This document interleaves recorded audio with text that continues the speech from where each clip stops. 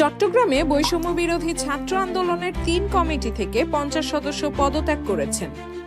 একই সঙ্গে কমিটি বাতিল না হওয়া পর্যন্ত আহ্বায়ক হাসনাত আব্দুল্লাহ ও সদস্য সচিব আরিফ সোহেলকে চট্টগ্রামে অবাঞ্ছিত ঘোষণা করা হয়েছে। এই কমিটি যত দ্রুত সম্ভব বাতিল করার জন্য আমরা আলটিমেটাম দিচ্ছি এবং আমরা বলছি যদি কোনো কারণে এই কমিটি বাতিল না করে তাদেরকে সুযোগ করে দেওয়া হয়, আমরা হাসনাত আব্দুল্লাহকে বীর চট্টলা থেকে অবাঞ্ছিত ঘোষণা করি। নতুন কমিটি গঠনের জন্য বিকেল ৩টা পর্যন্ত সময় বেঁধে দিয়ে সড়ক অবরোধের আলটিমেটাম দেন তারা। আজ মঙ্গলবার চট্টগ্রাম প্রেস ক্লাবে সংবাদ সম্মেলনে এ ঘোষণা দেন আন্দোলনকারী ছাত্রদের একাংশ।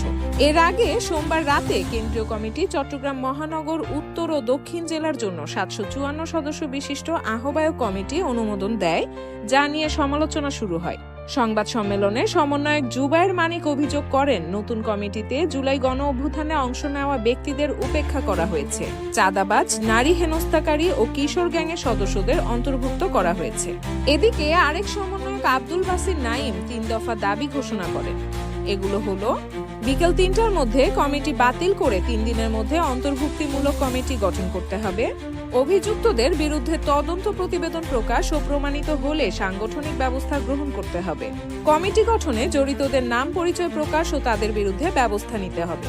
এই ৩ দফা দাবি আদায় না হলে সড়ক অবরোধের হুঁশিয়ারি দিয়েছেন পদত্যাগ করা সদস্যরা। সূত্র 24 নিউজ ডেস্ক, ঢাকা।